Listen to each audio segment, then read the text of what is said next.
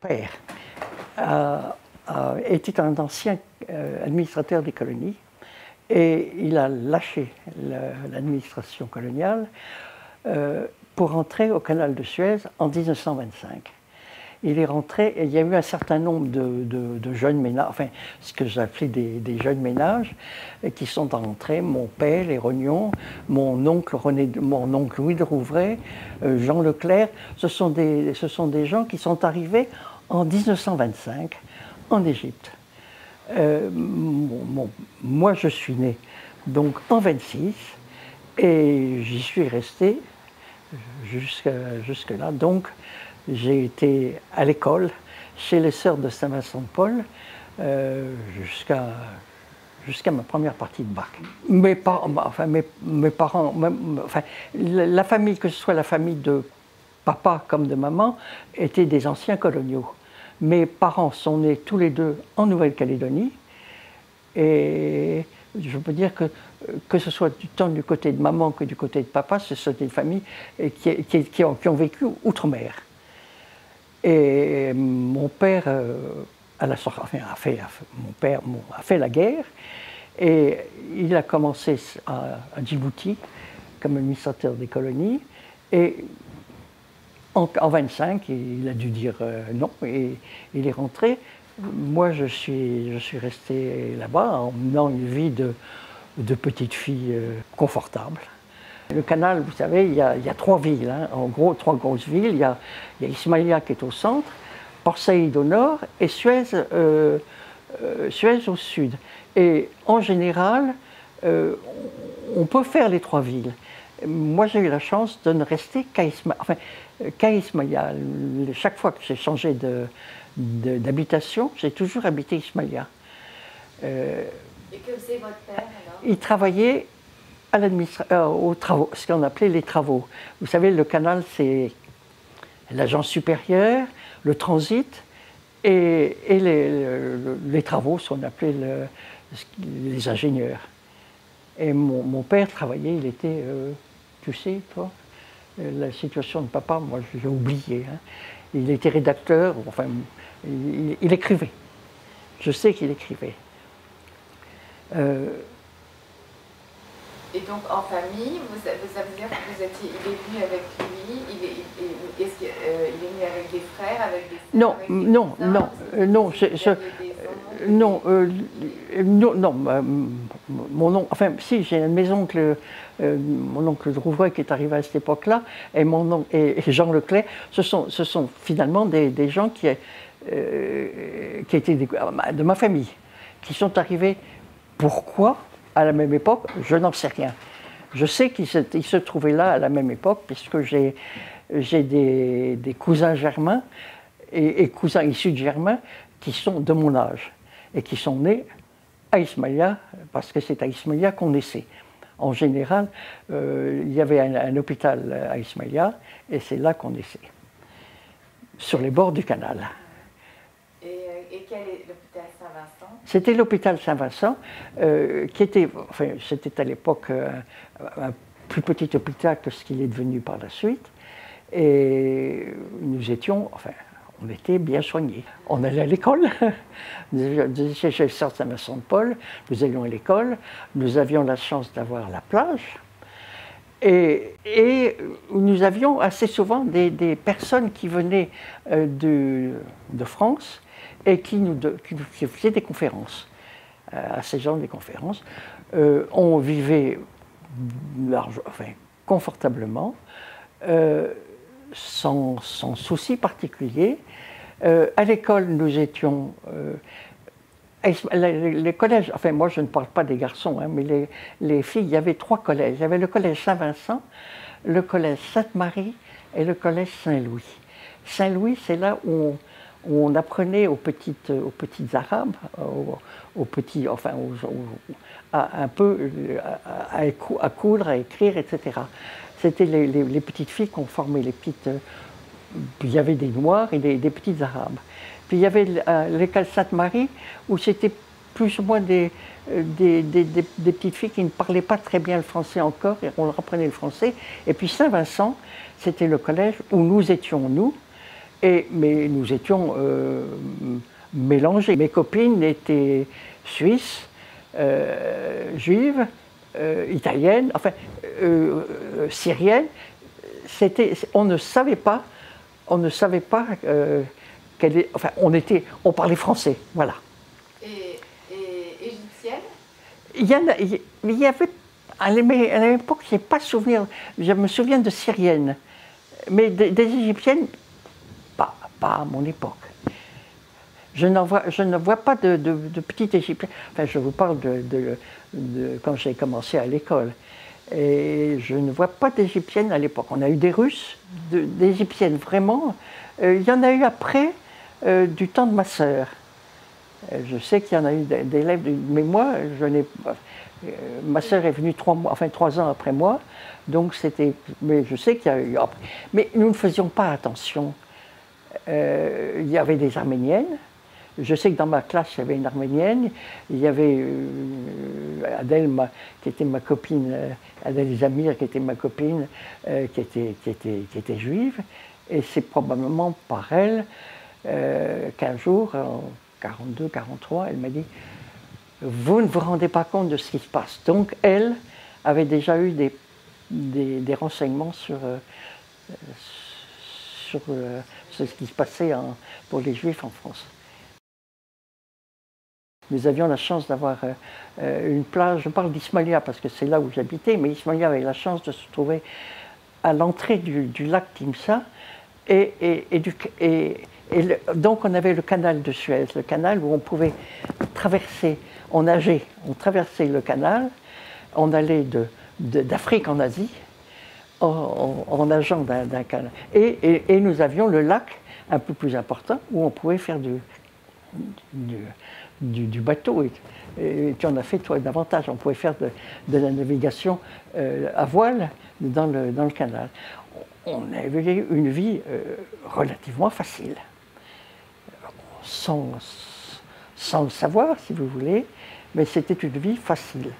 Nous rentrions en France tous les 2 ans. Je dis nous, mes parents et moi j'avais, jusqu'à la guerre, j'avais 14 ans, 40. Hein. Donc nous allions en France tous les 2 ans et quand on n'allait pas en France, on allait, enfin il m'est arrivé d'aller au Liban. L'année où nous n'allions pas en France, les étés un peu chauds. Hein. Donc une année nous allions en France et une autre année on allait au Liban ou en Moyen-Orient. Donc là, vous évoquez une période plus difficile, la guerre. Ben, la guerre quand la guerre entre 39 et 45 à Ismaïlia. Mais moi j'étais en France au début de la guerre, nous étions en congé, et je suis rentré en France, je suis rentré de France en janvier 40. Donc nous sommes arrivés juste à temps. Mon père, à l'époque, avait été mobilisé. Il était en Syrie ou au Liban à l'époque. Et j'étais donc rentré, j'avais fait ma première, mon année scolaire à Bordeaux. Et puis papa ayant été démobilisé en début 40, nous sommes rentrés au Canal. Donc on a commencé à vivre la guerre avec les nouvelles, comme tout le monde, jusqu'à la catastrophe de 40. Et en 40, on pensait que la guerre allait continuer, que même si la France lâchait, la guerre allait continuer. Et comme la Syrie a lâché, à ce moment-là, vous avez tous les militaires, ce qu'on appelait la France libre, ce sont les militaires qui sont arrivés, et qui sont arrivés de beaucoup à Ismailia. Vous avez un régiment, le régiment qui était à Chypre, qui en grosse partie est arrivé. Je les ai vus arriver avec la musique, le commandant de Roth, ce sont les premiers qui sont arrivés. Et c'était à l'époque en juin, c'était les vacances. La sœur Morin, qui était notre directrice de l'école, a ouvert le jardin, le collège, pour pouvoir recevoir les militaires. en nous disant, mes petites filles, vous allez apprendre à rendre service. Donc, les militaires sont arrivés, et petit à petit, si vous voulez, les gens qui arrivaient à s'échapper de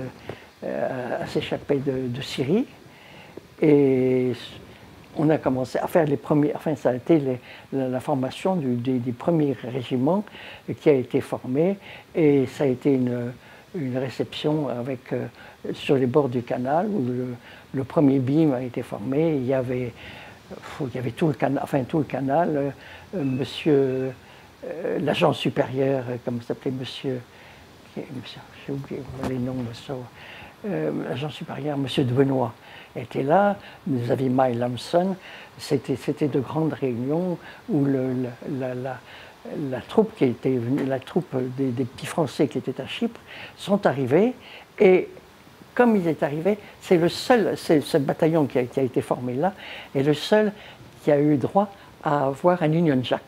Les Anglais leur avaient confié un Union Jack. Donc quand ils étaient arrivés en mois d'août, c'était un bataillon français, un début de bataillon français, qui se trouvait avec un drapeau français qui a été plus ou moins fait par les bonnes sœurs. Et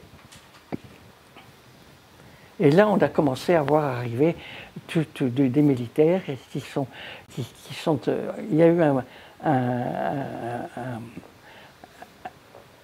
enfin, les gens se sont réunis, et mon père qui était là s'est engagé à ce moment-là. Mon père est reparti, Monsieur Merrier du canal de Suez est reparti aussi, ce sont les premiers. Vous aviez aussi Monsieur Gufflet, mais qui était en Syrie à ce moment-là. Vous avez des gens du canal qui se sont réengagés, qui sont repartis pour la guerre. Pas tous, mais l'ensemble des gens d'Égypte, en gros, étaient pour continuer la guerre. Il y en avait certains qui sont restés pour le maréchal. Ça n'a pas fait beaucoup de différence. Il y en a eu, si vous voulez, mais vous avez des gens qui étaient pour le maréchal et qui quand même ont reçu des militaires. Peut-être dans l'idée de les convaincre. Ça n'a pas réussi en général. Mais les gens ont ouvert, enfin Ismaïlia, les gens ont ouvert leurs portes, et les militaires ont été reçus complètement. Je sais par exemple qu'à la maison, ça ce sont les premiers qui sont arrivés. Hein. Les noms ne vous intéressent pas. Oui, bon, j'en ai vu Salva, Bellec, enfin, ce sont des gens qui ont tous été compagnons de la libération. Salva, Bellec,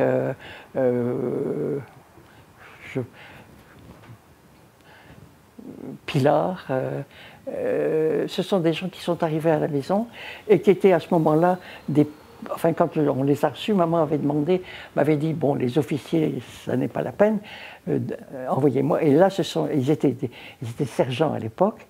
Ils sont arrivés et ils ont fini capitaine, parce qu'ils ont fait la guerre, et en général, ce sont pour la plupart des gens qui ont fini compagnons de la libération. Donc il y a eu une jolie guerre, parce que il y a eu une première, enfin ces gens-là ont fait les premières compagnies sont partis les premiers se battre dans la première avec les Anglais. Donc vous n'avez pas vu deux France opposées à Ismaïlia? Il y en avait un peu, il y en a eu certainement, mais pas trop. Enfin, je veux dire, enfin, ceux qui ne sont pas engagés, il y a des gens qui sont restés, les gens étaient automatiquement plus ou moins, comment ça s'appelait, RNVR, c'était RNVR, c'était les gens qui étaient automatiquement pris pour surveiller le canal. Enfin, les gens, enfin, les personnes, enfin, comment appelle-t-on, les agents du canal ont dû surveiller quand même les rives du canal. Et ça s'appelait, la RNVR, c'était Royal Navy Voluntary Reserve, que nous, jeunes, avions traduit ramassis de nouilles et du jour au gâteau. C'était ceux qui ne s'engageaient pas, mais qui surveillaient le canal, parce que nous avons été, comme plusieurs fois, bombardés. Des bateaux ont été coulés dans le canal. Est-ce que le passage de Honoré d'Essienne-d'Orve, oui, et que l'on s'en souvient? Enfin, d'Essienne-d'Orve est arrivé, il est arrivé avec son copain. Avec le baron de Bellon? Avec Barrault, non, avec Barbero. D'Essienne-d'Orve est arrivé en même temps que Barbero. Or, Barbero, d'Essienne-d'Orve, je crois, d'Essienne-d'Orve et Barbero étaient à Alexandrie. C'était Alexandrie, comment on appelait Alexandrie, enfin, les bateaux d'Alexandrie n'ont pas voulu faire la guerre, enfin, du moins à l'époque. D'Essienne-d'Orve, je sais qu'il est parti. Barbero a fait une sortie un peu magistrale, il s'est cassé la jambe. On l'a vu au canal avec une jambe dans le plâtre, mais Barbero était quelqu'un d'un peu extraordinaire. Hein. Je l'ai vu plonger du canal de Suez avec un chapeau de paille. Enfin, c'était un homme très courageux, qui a fait une jolie guerre, mais qui était un peu excentrique. Mais D'Essienne-d'Orve est arrivé. Je crois que c'est Madame. Il y a une dame qui s'appelait Madame. Qui avait reçu les D'Essienne-d'Orve. Enfin, les Lucas. Vous avez. L'amiral Lucas. L'amiral Lucas. Hein. L'amiral Lucas, enfin, je sais que les D'Essienne-d'Orve étaient reçus. Vous l'avez vu? Vous l'avez vu défiler? D'Essienne-d'Orve lui-même, je ne m'en souviens pas de lui, mais Barbero, oui. Barbero, on ne pouvait pas ne pas le voir. Bon, il est arrivé, il a aussi raconté des histoires sur le canal en ayant dire que nous étions des gens très... il trouvait qu'on était un peu des gens d'autrefois, si vous voulez, mais il était bien content d'être reçu au canal. Et justement, il était reçu à ce moment-là chez les Lucas parce que l'amiral... je ne sais pas s'il était amiral, enfin, M. Lucas, qui était à ce moment-là, recevait davantage les militaires. Il a fini la guerre comme amiral. Vous avez un des fils de Lucas, Loulou Lucas, qui est resté à Dachau. Et qu'est-ce que vous aviez de nouvelles de France alors, à ce moment-là? On en avait un peu, et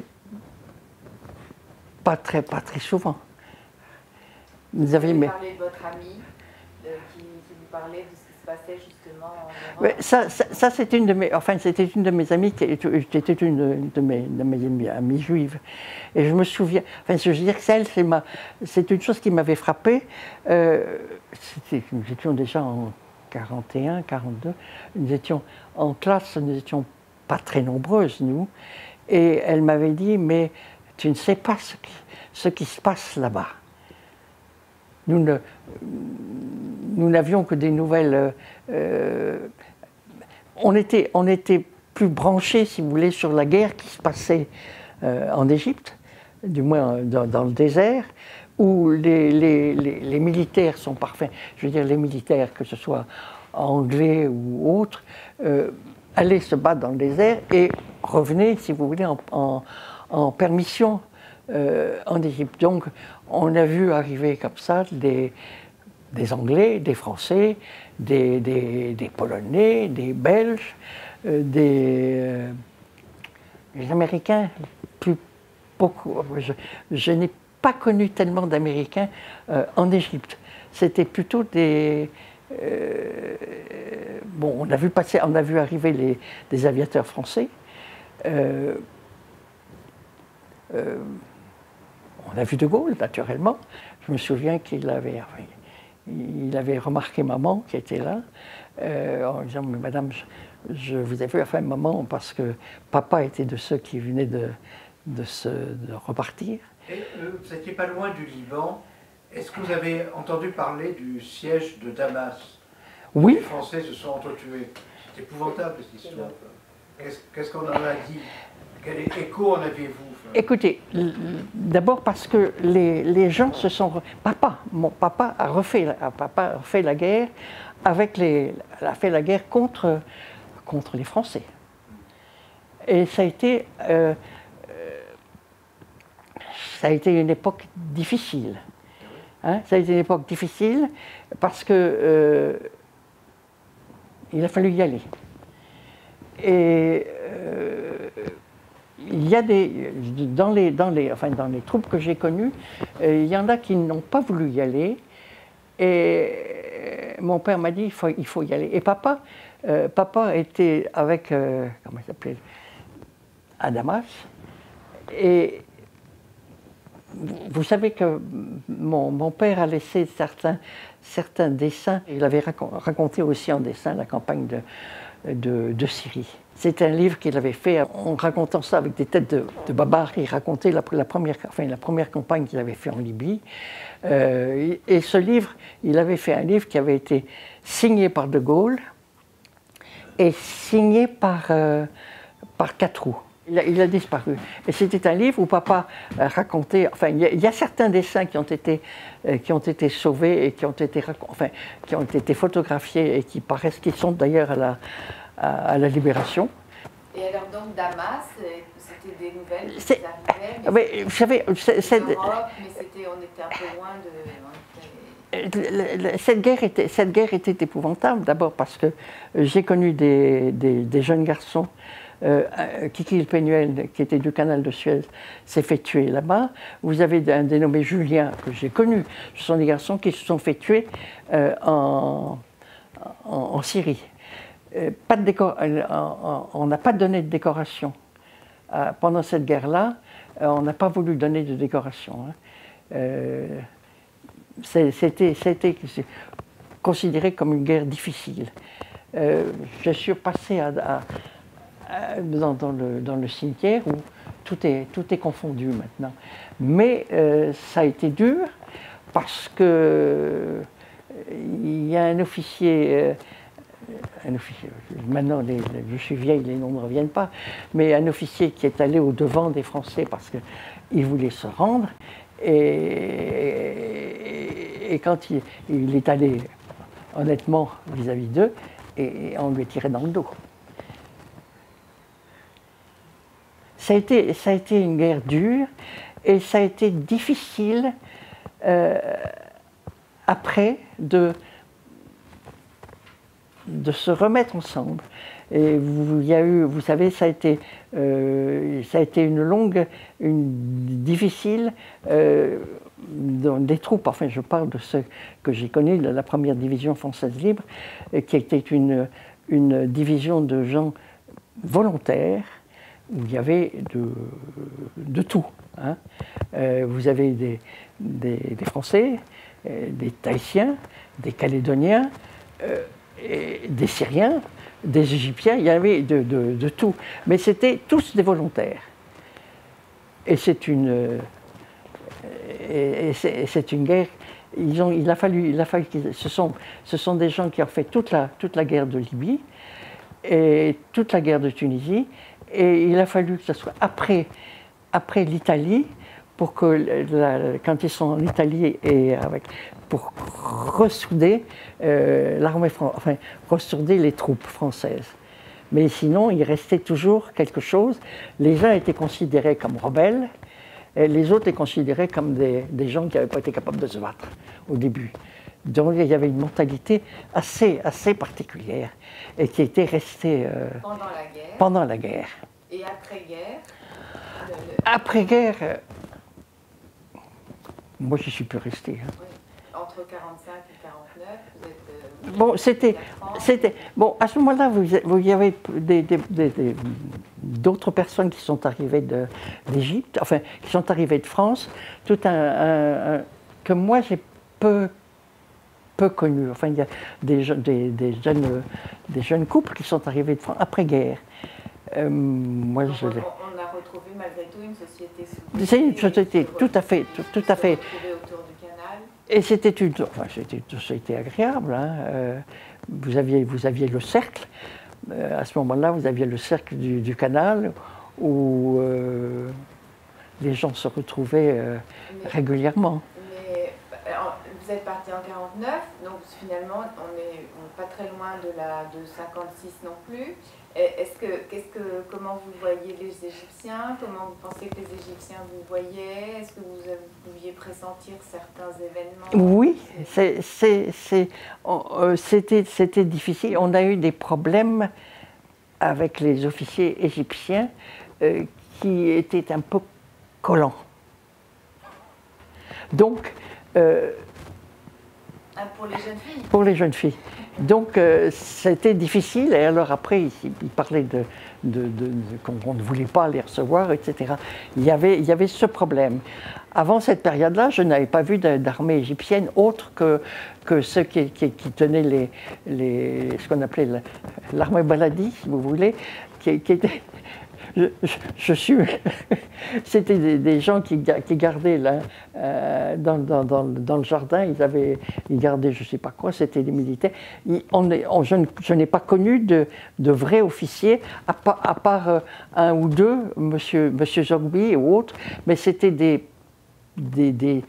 monsieur, il y en avait un autre aussi, il y en avait plusieurs, mais c'était à la fin, enfin je veux dire, je les ai connus plutôt après la guerre pour moi. Hein. Il y avait des Égyptiens au canal. Hein.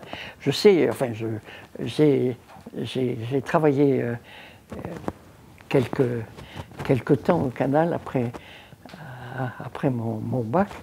J'ai travaillé quelque temps au canal. Il y avait des Égyptiens qui travaillaient dans le canal. C'était pas ça. Mais on n'était pas. C'est vrai que moi, on se rejoignait un peu entre familles. Et vous êtes parti en 49 pour des raisons personnelles? Pour me marier. Pour vous marier. J'ai épousé un militaire. Ah oui. J'ai épousé un militaire et donc, je suis parti colonie. Très bien. Oui, Ça ne vous dit pas grand-chose. Hein. vous avez beaucoup parlé très bien de vos souvenirs de jeunesse, de vos loisirs sur la natation, le lac. Est-ce qu'il y avait d'autres loisirs? Oui, le cheval. Ah oui. Oui, on faisait du cheval. Des promenades aussi? Les promenades dans le désert. Je me suis cassé la figure. et je me suis cassé la figure à cheval. J'ai perdu la mémoire pendant une soirée. Et justement, quand j'ai retrouvé ma mémoire, il y avait Barbaro qui était là et qui me dit: vous ne me connaissez pas? Je lui dis non. Mais si, je suis votre petit frère. Je lui dis: c'est pas vrai. Mais en fait, je veux dire, c'est des choses. Enfin, on faisait du cheval. On sortait, on dansait. On n'a pas très bien. Enfin, je veux dire, on a manqué. Ce que j'ai dit à mon frère, il y a une période où on a mangé beaucoup de patates douces. J'ai l'impression qu'on n'avait pas de pommes de terre. On mangeait des patates douces en chocolat, en frites. On mangeait beaucoup de patates douces. On mangeait des topinambours. On a eu du pain dans lequel on trouvait un peu tout. Du métal et des programmes de cinéma. Ismaïlia, je connais Ismaïlia, c'était la rue Negrilli, où vous aviez on faisait du patin roulette, ça, on avait fait beaucoup de patin roulette. Quand j'ai fait ma philo au Caire, j'ai été avec une Sedlaoui, une Zananiri, qui étaient des gens d'Égypte et des familles qui étaient bien, qui avaient de l'argent. J'étais en classe avec une russe, enfin je ne me souviens pas, enfin je veux dire, c'était beaucoup plus mélangé à ce moment-là. Mais je me souviens d'une zananerie à l'époque qui m'avait dit bon, viens travailler à la maison. Je suis arrivé chez elle, je lui ai dit écoute, il y a du monde, je ne veux pas rentrer chez toi, je ne veux pas déranger. Oh, on me dit c'est rien. Il y avait 3-4 voitures, mais c'était les frères qui avaient. C'était des gens qui avaient. Qui étaient bien. Qui en ont souffert après. Hein. C'était des gens qui étaient bien installés au Caire. Hein. Mais Ismaïl même, je vous dis, j'en ai pas connu beaucoup à l'époque. Bon, on avait les domestiques. Hein. Les Zananeries étaient des Syriaques catholiques. Oui, chrétiens. Oui, j'avais. Vous distinguez les Égyptiens musulmans, les Coptes, les Syriaques. Je vous parle de celles que. Enfin, Naoui, c'était mes copines de l'école. Hein. C'était des filles brillantes. Après, à Paris, vous n'avez pas connu le père Zadaneri? Non. Il est rentré chez les Dominicains. Non, après, vous savez, après j'ai épousé mon mari qui était militaire, mais qui est rentré dans l'administration coloniale, donc je suis parti ailleurs. Je ne vous ai pas dit que mon père était disparu pendant la guerre. Et on est resté longtemps sans avoir de ses nouvelles. Et ça a été une période assez difficile. Maman a continué à tenir le coup, à continuer à recevoir ce qu'on appelait les garçons à l'époque. Parce que c'était des militaires qui avaient 20 ans, 25 ans. On les a reçus. Et moi, à ce moment-là, je me suis engagé parce que papa étant disparu, j'ai dit à maman, j'y vais à ma place. Et c'est quand j'étais à Alger que j'ai appris que papa était prisonnier. Et revenu. Enfin, on a su qu'il était prisonnier et il a été fait prisonnier du côté à El Alamein. Et il a été envoyé en Cône.